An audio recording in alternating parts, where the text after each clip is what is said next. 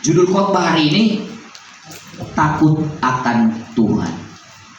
Supaya setiap kita menjadi orang yang takut akan Tuhan.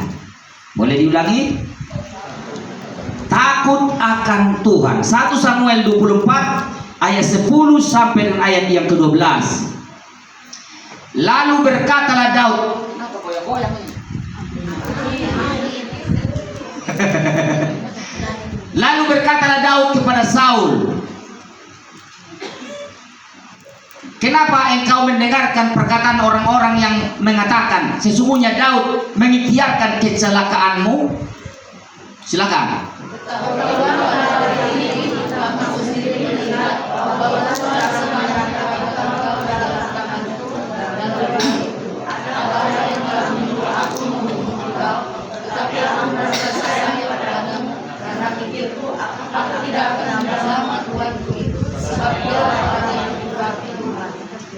Lihatlah dahulu ayahku, lihatlah kiranya punca jubahmu dalam tanganku. Sebab dari kenyataan bahwa aku memotong punca jubahmu dengan tidak membunuh engkau, dapatlah kau ketahui dan kau lihat bahwa tanganku bersih daripada kejahatan dan pengkhianatan, dan bahwa aku tidak berbuat dosa terhadap engkau, walaupun engkau ini mengejar-kejar aku untuk mencabut nyawaku. Satu lagi.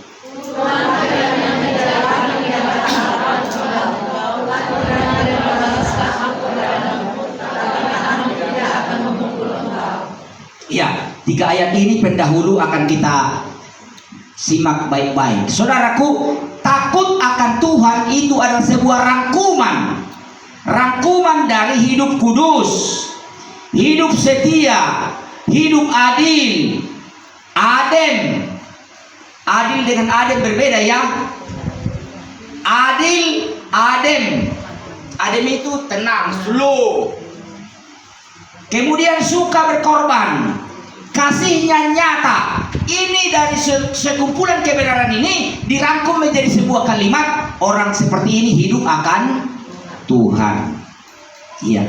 Hidupnya kudus, setia orangnya, adil orangnya, adem orangnya, suka berkorban, kasihnya nyata, maka dirangkum menjadi sebuah kata, orang ini takut akan Tuhan.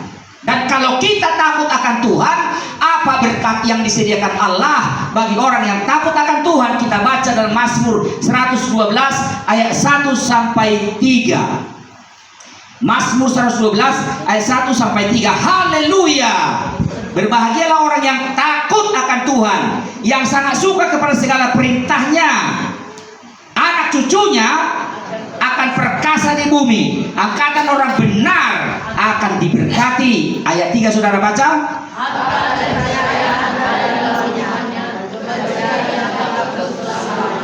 Itu orang yang takut akan Tuhan, berbahagia. Anak cucunya perkasa di bumi, angkatan orang benar diberkati. Panjang umurnya. Itu kan panjang umurnya tadi kan? Atau belum ada itu? Ayat 1 coba tunjukkan dulu. Berbahagialah orang yang takut akan Tuhan, yang sangat suka kepada segala perintahnya. Anak cucunya akan perkasa di bumi, angkatan orang benar akan diberkati. Ayat yang berikut yang menyatakan panjang umur rupanya. Kita lihat Amsal 10 ayat 27. Simak baik-baik ini. Yang mau panjang umur nanti coba baca ini serius.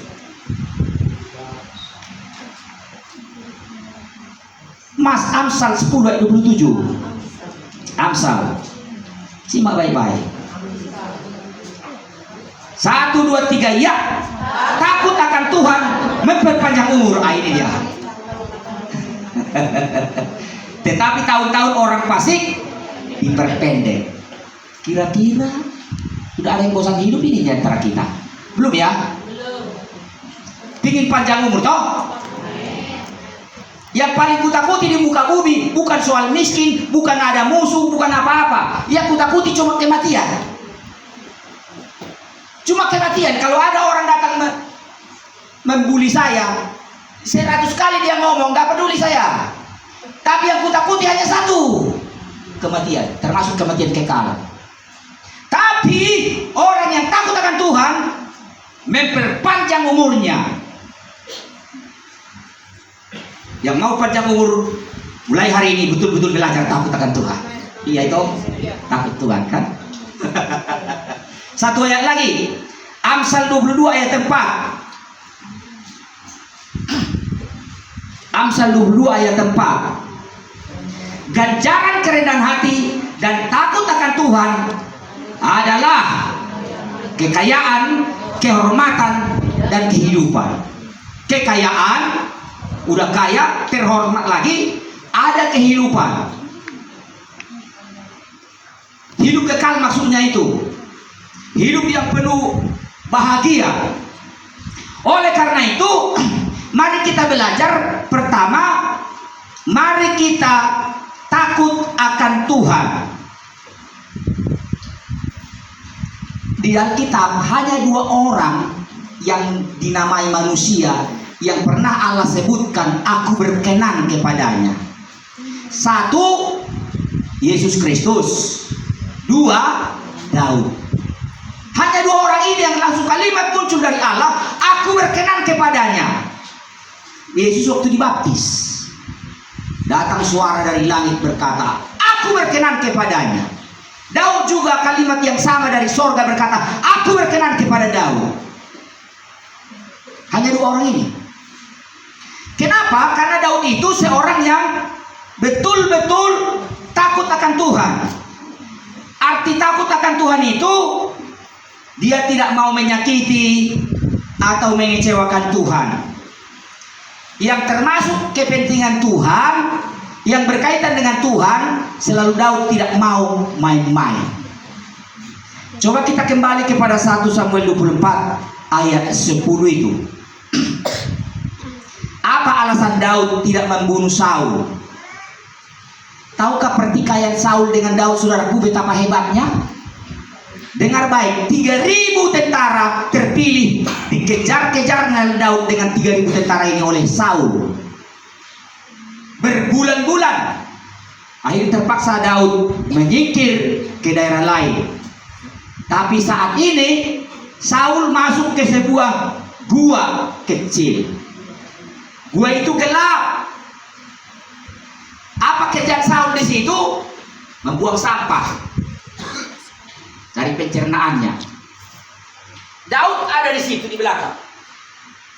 Artinya Daud sekarang tinggal ambil tombak, tusuk orang yang sedang jongkok ini. Dan Daud tidak perlu menjamah dia, ada pasukannya. Izinkanlah aku, Tuhan, supaya ku tancap dia sekali saja, matilah dia. Tapi Daud tidak mau. Daud tidak mau. Apa alasan Daud tidak mau? Ayat 10. Lalu berkatalah Daud kepada Saul, mengapa engkau mendengarkan perkataan orang-orang yang mengatakan, sesungguhnya Daud mengikhtiarkan celakamu? Ayat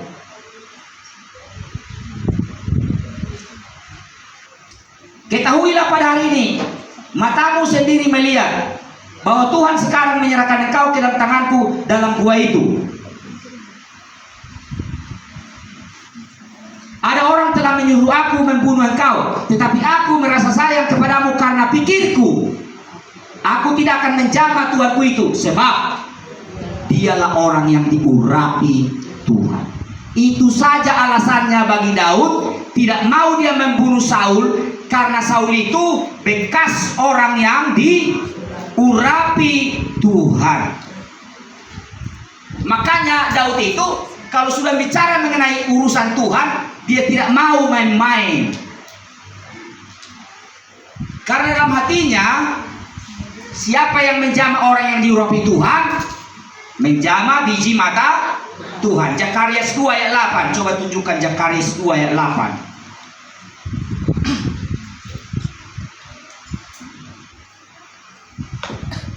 Sebab beginilah firman Tuhan semesta alam, yang dalam kemuliaannya telah mengutus aku mengenai bangsa-bangsa yang telah menjara kamu. Sebab siapa yang menjamah kamu, berarti menjamah biji mata Tuhan. Daud tidak mau itu. Siapa yang menjamah orang yang diurapi Tuhan, berarti menjamah biji mata Tuhan. Jadi Daud itu sangat sayang kepada hal-hal yang berbau Tuhan. Sama seperti agama sebelah. Ada katanya rambut Nabi. Ya kan? Ini cuma rambut. Biasa terbuang di mana-mana. Saya setiap pagi menyapu rumah kami, banyak kali rambut kalau kukumpulkan itu satu goni. Kalau seumur hidupku ada di sini, kalau kukumpulkan semua rambut itu satu goni ada. Tiap hari ada. Menyisir tidak di sisi itu ada. Semua sisir ada rambut itu. Kadang-kadang di makanan juga ada. Bayangkan rambut itu yang gak ada gunanya bagi agama sebelah, karena itu rambut Nabi. Dicium-cium sambil menangis. Ada sandal Nabi katanya. Sandal Nabi. Banyak sandal di dunia ini, tapi karena ini sandal Nabi. Kristen juga sama. Tempat Yesus lahir, kita jama juga itu waktu kita ke Yerusalem. Oh Tuhan, di sini kau pernah lahir. Menengok saya mati. Ada tempat Yesus memberkati pernikahan. Oh Tuhan, sekiranya istriku ada di sini, aku sudah diberkati lagi di sini. Iya, saudara-saudara. Sama seperti ya dulu waktu saya pacaran, saudara-saudara. Pacar saya ini sudah di kota lain melayani Tuhan. Aku tinggal di sini. Sapu tangannya ada aku pegang. Sapu tangannya ini aku lihat. Oh Tuhan, ini sapu tangan kekasihku Tuhan. Disayangi. Jadi Daud itu seperti itu. Bicara soal Tuhan, tempat jejaknya pun dihargai, dihormati sedemikian rupa. Bekas yang diorapi pun dia tidak mau menjamah. Amin. Coba kalau orang sedang mengatakan ini rambut Nabi, katanya kita rampas itu. Perang saudara, rambutnya belum tentu itu benar. Itu mana lagi udah ribuan tahun rambut kok simpan-simpan. Yang berbau Tuhan itu bagi Daud itu sangat dihargai. Tidak mau aku menjamahmu karena kau orang yang diurapi Tuhan. Kita pun seperti itu juga, saudara-saudara, harusnya. Makanya orang Kristen, kenapa orang khususnya agama karismatik seperti kita, kenapa kita membayar persepuluhan? Karena itu milik Tuhan. Kenapa kita tidak berani menahan itu? Karena itu milik Tuhan. Coba kita lihat dulu Maliaki 3 ayat 8. Maliaki 3 ayat 8 sampai 10. Bolehkah manusia menipu Allah? Namun kamu menipu aku. Tetapi kamu berkata, dengan cara bagaimana kami menipu engkau? Mengenai persembahan persepuluhan dan persembahan khusus. Ayat 9. Kamu telah kena kutuk, tetapi tidak rasa. Oh, bukan itu ya. Kamu telah kena kutuk, tetapi kamu masih menipu aku. Ya kamu seluruh bangsa, karena nggak dirasakan tipuan kutuk itu. Lanjutkan terus dosanya karena nggak dirasa kutuk itu. Bawalah seluruh persembahan persepuluhan itu ke dalam rumah perbendaharaan, supaya ada persediaan makanan di rumahku. Dan ujilah aku firman Tuhan semesta alam, apakah aku tidak membuka bagimu tingkap-tingkap langit dan mencurahkan berkat kepadamu sampai berkelimpahan? Lihat saudaraku, kenapa kita membayar persepuluhan? Karena takut, karena itu adalah milik Tuhan. Satu waktu bangsa Israel bertobat secara massal. Mereka membawa persembahan persepuluhan itu, dicatat dalam 2 Tawarik 31. Kita tunjukkan dulu 2 Tawarik 31 ayat 6 sampai 10. 2 Tawarik 31 ayat 6 sampai 10. Saya mulai. Orang Israel dan orang Yehuda yang tinggal di kota-kota Yehuda juga membawa persembahan persepuluhan yang terdiri dari lembu sapi, kambing domba, dan persembahan persepuluhan yang terdiri dari persembahan kudus yang telah dikuduskan bagi Tuhan Allah mereka. Semua itu diletakkan mereka seperti apa? Bertimbun-timbun. Ayat 7 saudara baca.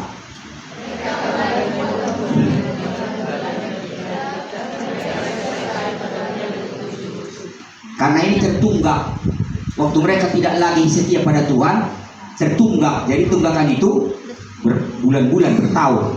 Hizkia dan para pemimpin datang melihat timbunan itu dan memuji Tuhan dan umatnya, orang Israel. Hizkia menanyakan para imam dan orang-orang Lewi tentang timbunan itu, dan dijawab oleh Ajaria, imam kepala keturunan Zadok, demikian. Apa jawabnya? Sejak persembahan kudus mulai dibawa ke rumah Tuhan, kami telah makan sekenyang-kenyangnya, namun sisanya masih banyak, sebab Tuhan telah memberkati umatnya sehingga tinggal sisa yang banyak ini. Diberkati Tuhan, mereka berlimpah-limpah. Jadi datang Raja Hizkia, ditengoklah timbunan itu, gandum, jelai, banyak lagi. Kenapa ini kok ada timbunan ini? Dijawablah, gak habis kami katanya. Kami sudah makan sekenyang-kenyangnya.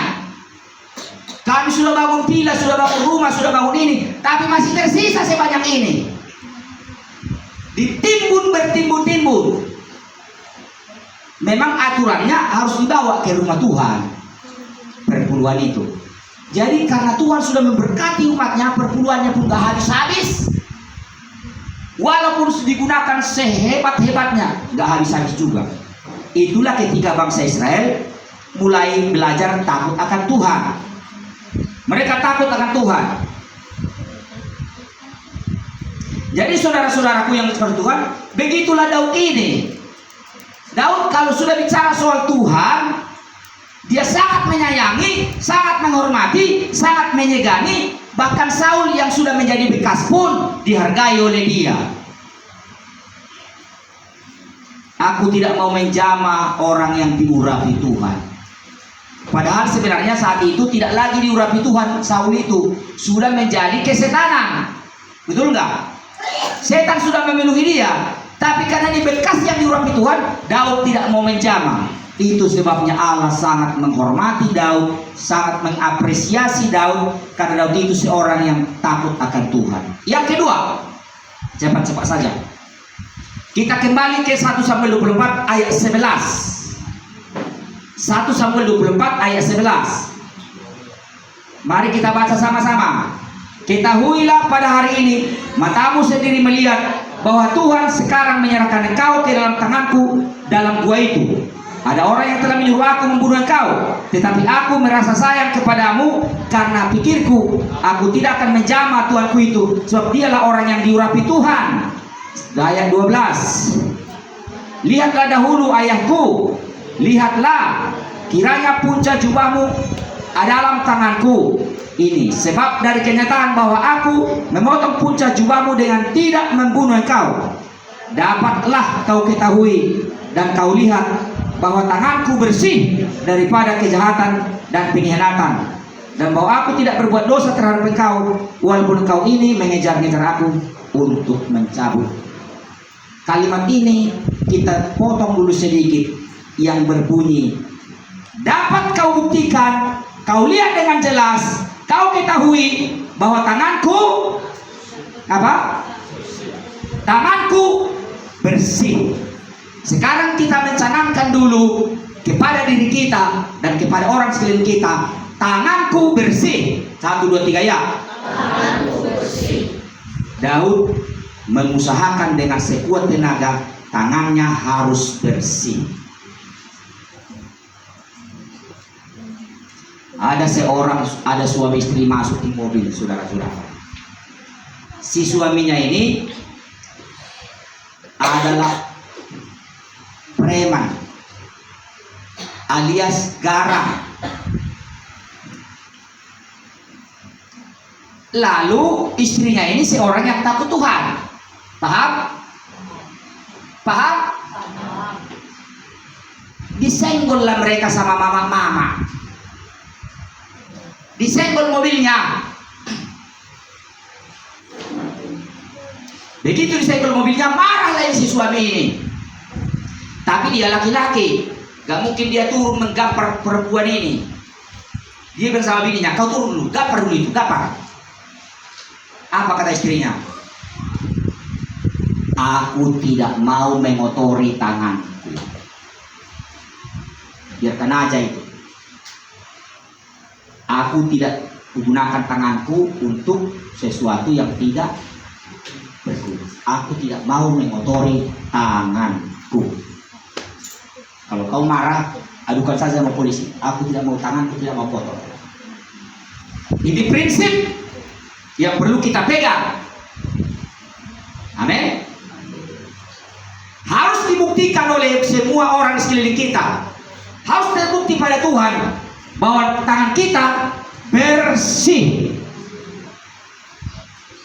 Bisa diulangi? Tanganku harus bersih dalam nama Yesus. 1, 2, 3 ya. Tanganku harus bersih dalam nama Yesus. Tidak melakukan dosa. Ada lagu sekolah minggu. Tanganku kerja buat Tuhan, mulutku memuji namanya, kakiku berjalan cari jiwa, upahku besar di surga. Saya suka lagu itu.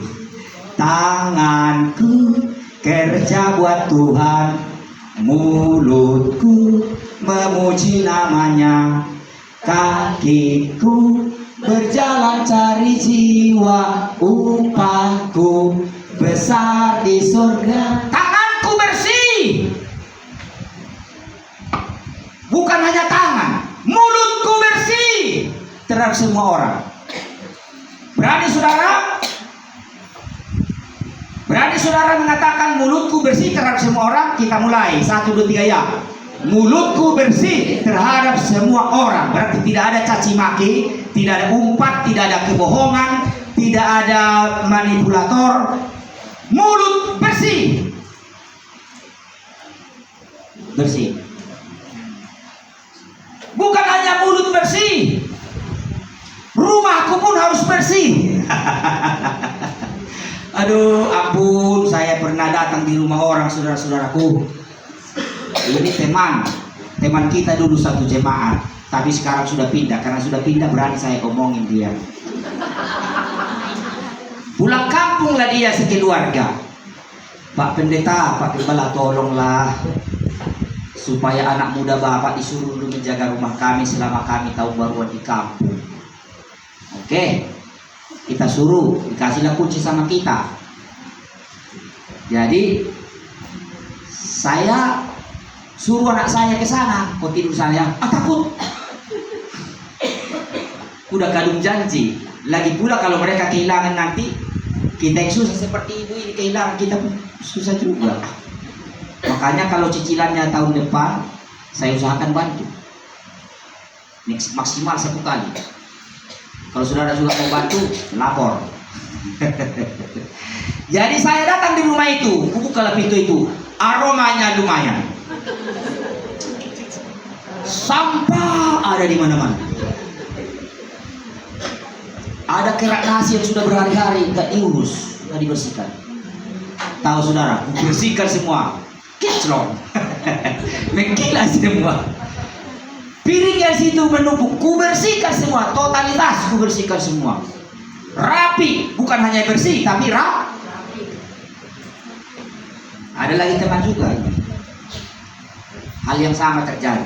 Aku datang di situ. Semua bersih, tapi di bawah tempat tidur pasir 1 inci. Gak pernah diperhatikan itu. Dalam hatiku, aku tidak mau tidur di atas pasir, karena kalau tidur di atas pasir berarti itu adalah kurang-kurang. Rumahku harus bersih untuk semua orang yang datang, supaya dilihat ada kesaksian. Bagaimana kalau kita datang di rumah tukang jahit? Aduh, nggak bisa, nggak. Kita datang di rumah tukang jahit, kain di sini, kain di sana, kain di sini, kain di sana, kain. Tempat lewat pun tidak ada. Jangan-jangan jarum kena tusuk kaki. Tapi pastikan walaupun tukang jahit, bersihkan rumah. Makanan kita pun harus bersih untuk orang. Haleluya. Makananku bersih untuk semua orang. Kita kasih orang makan dengan tulus. Jangan di dalam hati berbisik, congok kali. Nampak kali kalau udah makan yang enak, congok kali dia. Dikasih orang makan tapi bersungguh-sungguh dia di dalam hatinya. Sama dia dua kotak dia ambil. Bersungguh-sungguh dia. Jangan seperti itu ya. Makan kita harus bersih untuk orang. Harus bersih, jangan bersungguh-sungguh. Ada cerita lucu saudara-saudara. Si bapak ini suka bawa makanan. Ada pertamiangan bawa makanan. Ada pertamiangan bawa makanan. Sisa makanannya sudah dibawa. Tiba-tiba di rumahnya pertamiangan. Karena sudah terbiasa, udah langsung ingat, langsung bisa kui. Datang orang, di rumahmu kau apa? Lupa dia di rumahnya pertamiangan. Dikantongi juga. Tapi makanan kita harus bersih, amin. Kalau tidak bersih jangan kasih. Kita beri sesuatu tapi bersungguh-sungguh. Bisa seperti itu dibenarkan. Kalau kita kasihlah dengan tulus. Haleluya. Kita harus punya komitmen seperti Daud. Tanganku bersih terhadap siapapun. Mulutku bersih, makananku bersih, rumahku harus bersih. Hatiku harus bersih. Amin. Hatiku harus bersih. Terhadap siapapun harus bersih hati kita. Jangan dipilih-pilih. Sama ini bersih hatiku, sama ini bersih hatiku, sama ini bersih hatiku, sama ini bersih hatiku, sama ini menggerutu aku. Jangan saudara. Hati kita harus bersih. Ayo kita canangkan. Hatiku harus bersih. 1, 2, 3 ya. Kalau ini terjadi, maka orang ketiga yang Tuhan katakan, aku berkenan kepada anggota GBI Sri Gunting. Pertama itu dikatakan Tuhan Allah kepada Daud, yang kedua kepada Tuhan Yesus, yang ketiga kepada anggota GBI Sri Gunting. Aku berkenan kepada mereka karena tangan mereka bersih, mulut mereka bersih, hati mereka bersih, makanan mereka bersih, rumah mereka bersih. Ini baru Tuhan berkenan. Kitalah orang ketiga yang dikatakan Allah, aku berkenan kepada. Kalau ada seperti ini, betapa menyenangkan hidup ini. Sorga menyenangkan kita. Sorga senang karena kita. Karena tanganku bersih. Jangan simpan sesuatu terhadap seseorang. Senangi semua orang. Amin. Bersyukur atas segala sesuatu. Bersyukur atas semua orang. Jangan sungguh-sungguhi orang. Supaya kita menikmati pengakuan Tuhan. Aku berkenan kepada. Jangan bersungguh-sungguh kepada tetangga. Jangan kritiki teman sekerja. Supaya ucapan itu kita masuk kepada kategori kelompok ketiga. Jelas Daud berkata, lihatlah ayahku, terbuktikan bahwa tanganku bersih, tidak ada niat apapun yang jahat terhadap engkau. Yang ketiga dan terakhir, kita baca 1 Samuel 24. Lihatlah dahulu ayahku, lihatlah kiranya punca jubahmu dalam tanganku. Ini sebab dari kenyataan bahwa aku memotong punca jubahmu dengan tidak membunuh engkau, dapatlah kau ketahui dan kau lihat bahwa tanganku bersih daripada kejahatan dan pengkhianatan, dan bahwa aku tidak berbuat dosa terhadap engkau, walaupun engkau ini mengejar-ngejar aku untuk mencabut nyawaku. Ayat selanjutnya,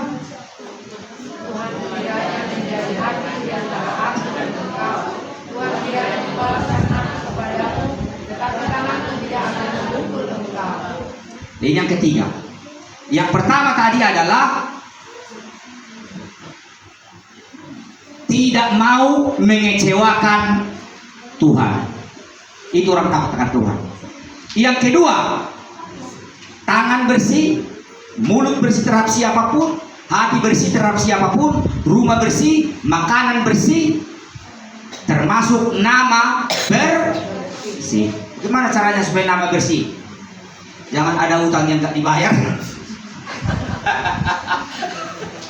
Supaya bersih nama kita. Amin. Kalau ada utang dimanapun, gak kita ketemu pun sama dia, bayarlah utang itu supaya bersih nama kita. Dulu ada teman istri saya ini, guru apa itu, Ma? Guru apa itu? Yang kita bayar 400.000 kita kirim melalui BRI. Hah? Buruh Sianipar. Waktu mereka gadis, dia utang sama buruh Sianipar. Kak, pinjam uang dulu 400, nanti ku bayar. Sampai kami menikah belum dibayar. Tapi setelah kami menikah, dia bilang sama saya, ayo kita kirim dulu uang, ada utangku kepada seorang temanku, buruh Sianipar. Sejak diterima uang itu mungkin gak ketemu lagi dia. Jadi kesulitan membayar. Udah tinggal jauh di Jakarta ya. Tapi nama kami harus bersih. Kami minta nomor rekening, kirim dan nomor rekening Kak Sianipar supaya kami kirim uang itu. Kami kirim uang itu. Jadi nama kami bersih. Kalau kami tidak bayar utang itu, maka ketika saya berkhotbah disiarkan melalui YouTube. Ini suami Kak Ros, adik Ros. Hah? Utang gak dibayar, berkor-kor kau di situ berkhotbah. Utang gak dibayar katanya. Nama gak bersih, maka harus nama bersih. Pernah saya lewat di Helvetia, sudah lapar, sehingga saya tukang bakso. Baksonya rupanya harganya 700 satu porsi, tahun 96, udah mahal itu. Sehingga saya, bakso sudah dikasih, waktu kurogo uang kurang 200. Ternyata uang itu cuma gopek. Aku naik sepeda. Astaga, kenapa Pak katanya? Aduh, uangku kurang. Padahal belum sempat aku makan bakso itu. Berapa rupanya kurangnya? Cuma gopek uangku. Ya nggak apa-apa, nggak apa-apa katanya. Tapi aku bilang aku akan bayar lewat aku kapan-kapan. 2 minggu kemudian aku lewat, aku bayar. Namaku aku beli di Tanjung Merawa, roda-roda apa itu? Gerobak-gerobak. Harga roda-roda itu 4 buah 35.000. Uangku cuma ada 30.000. Padahal aku harus punya roda-roda itu. Aku bilang sama Cina itu, Pak, aku udah sedang bertukang ini, udah tanggung, kalau enggak, boleh enggak? Uangku cuma ada 30.000. Besok aku lewat, ku bayarkan 5.000 lagi. Bila saya dipandangnya, ini enggak pencuri, ini pikirnya kurasa. Udahlah, enggak apa-apa. Saya tidak lewat besok. 3 minggu kemudian saya lewat. Saya bayar, dia sudah lupa. Pak, hari itu aku utang 5.000. Ini utang itu, Bu. Pak bilang, apa utang Bapak katanya? Kapan? Udah 3 minggu lalu. Ya udahlah, gak diingatnya sama sekali. Tapi namaku bersih. Di sorga bersih, di Tanjung Merawa bersih, dan akhirat bersih.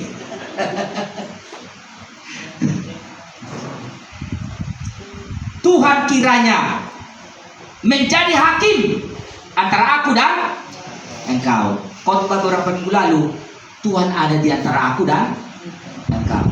Ini hakim. Tuhan ada di antara aku. Tuhan kiranya hakim. Jadi Bartimeus datang dulu sini. Datang dulu. Atau siapa sih? Perpocati dulu. Sini kau sini. Sini kau berdiri. Ini melakukan pelanggaran. Ada kesalahannya. Aku ada di sini. Waktu melihat dia salah, aku mengkritik dia. Itu berarti gak ada Tuhan di sini hakim. Betul nggak? Kalau ada Tuhan hakim di sini, aku tidak ngomong. Biarkan Tuhan yang berkomentar. Paham saudara? Tuhan hakim antara aku dan engkau. Dia berbuat salah kepada saya. Dia berbuat salah kepada saya. Dia tak apa dosanya. Ini contoh saja ini. Dia tidak pernah berbuat dosa. Dia bersih. Tapi aku tidak boleh menghakimi dia. Kenapa? Karena ada Tuhan hakim di antara aku dengan dia. Paham saudaraku? Ada Tuhan hakim. Hakim ini yang berhak menyatakan dia salah atau benar. Apa tugasku untuk menyaksikan dia salah? Tugasku adalah mendoakan dia. Tapi menghakimi Tuhan. Bisa kita lakukan itu? Supaya Tuhan berkenan pada kita. Terima kasih. Silakan dulu.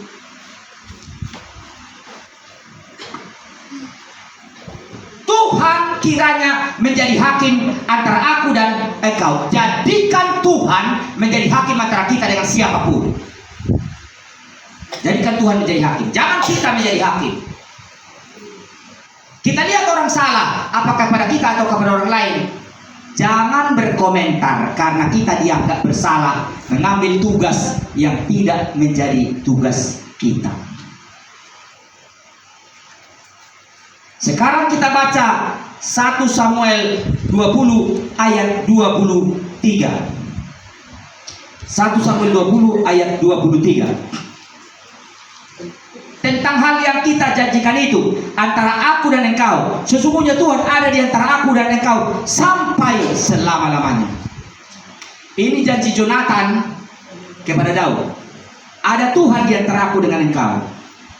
Ini sekarang Daud dengan Saul. Ada hakim di antara aku dan engkau. Satu lagi ayatnya. Kejadian pasal 31 ayat 49.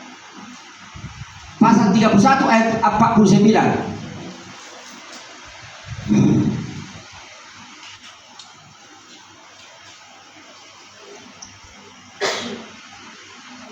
Ini kalimat yang diucapkan oleh Daud. Bukan Daud. Yakub dengan mertuanya. Siapa mertuanya? Orang Batak itu. Sila baca. Orang Batak mertuanya si Yakub itu. Inilah yang dikatakan dia.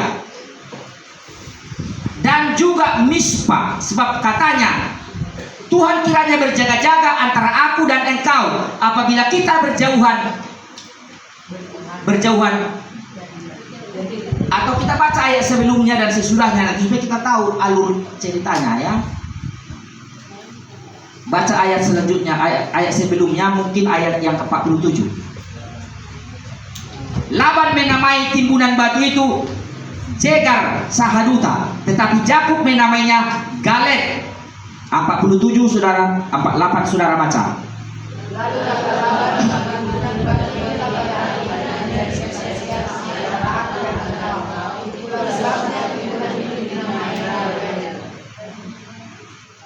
Dan juga Mispa, sebab katanya Tuhan kiranya berjaga-jaga antara aku dan engkau apabila kita berjauhan.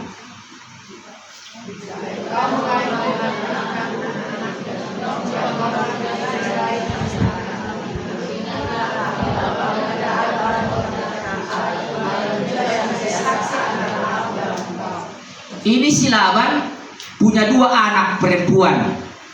Suaminya Yakub. Sekarang mereka akan pisah. Yakub, si Laban berpikir begini, kalau sudah jauh aku nanti dari mereka ini, jangan-jangan Yakub ini main curang. Nah, nikah lagi dia. Kawin dia lagi nanti, apakah kawin kontrak, kawin sewaan, macam-macam dong. Tapi apa boleh buat? Gak bisa berbuat apa-apa. Akhirnya dia bilang begini, si Laban ini, ingat ya Yakub, walaupun kita berjauhan, ada Tuhan di antara aku dan engkau. Untuk terus engkau tetap dikontrol oleh Tuhan, aku pun dijaga oleh Tuhan. Bukan hanya dengan antara mereka, antara kita dengan masalah pun ada Tuhan di tengah-tengah kita. Sehingga masalah itu tidak sembarang datang, disaring sama Tuhan. Haleluya. Kita ada di sini, masalah di sana. Sudah 1 miliar mau menyerang kita masalah ini, bukan hanya 10 masalah. Udah 1 miliar. Kita di sini. Sekali menyerang, ada Tuhan di tengah-tengah kita, disaring. Ini boleh lewat, ini tidak boleh lewat. Cuma 2 saja masalah. Harus ditakar yang cukup untuk sehari. Tidak boleh banyak masalah datang kepada hambaku ini. Ini boleh, ini boleh. Cuma 2 yang datang. Yang menyerang tadi ratusan masalah. Tapi karena ada Tuhan menjaga, disaringlah masalah itu tidak banyak. Jadikan Tuhan antara kita dengan masalah kita. Ada Tuhan di antara kita. Jadikan Tuhan antara kita dengan pekerjaan kita. Sehingga kita tidak hanya ngos-ngosan sendiri. Tuhan ikut menolong kita mengerjakan pekerjaan itu. Boleh kita berikrar, antara aku dengan pekerjaanku ada Tuhan. 1, 2, 3 ya. Antara aku dengan masalah-masalah ada Tuhan.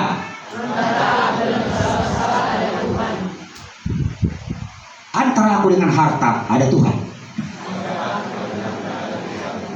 Kalau nggak ada Tuhan, sesuka-suka kita mengatur nanti. Jadi kalau Tuhan ada, kita terisolasi, hanya melalui Tuhan lah kita berhubungan dengan masalah, dengan apa, dengan semua melalui Tuhan. Ada saringannya, saudara-saudara. Kalau keadaan seperti itu, Tuhan berkenan kepada kita. Amin. Siap hidup seperti itu? Antara kita dengan orang berdosa ada hakim. Antara kita dengan teman ada Tuhan yang tetap mengikat kita. Antara kita dengan masalah ada Tuhan yang menyaring. Antara kita dengan pekerjaan ada Tuhan yang menolong kita. Antara kita dengan keuntungan ada Tuhan. Ada Tuhan antara kita dengan apapun. Jadi kita ini, ring pertama kita siapa? Tuhan. Ini enak, saudara. Ring pertama kita ada Tuhan. Jangan terbalik. Kita, uang, masalah, Tuhan di belakang. Akhirnya gini dia, kerjakanlah kerjamu situ. Aku tidak peduli. Tapi kalau kita ada di sini, ring pertama kita ada Tuhan, dan kita plus ada di dalam Tuhan. Hidup itu enak sekali. Kiranya kita berkomitmen seperti apa yang dipikirkan oleh Daud. Tuhan ada di antara kita. Jadi begitulah kehidupan orang yang takut akan Tuhan. Kiranya Tuhan memberkati kita. Amin. Buat firman Tuhan. Kita bernyanyi.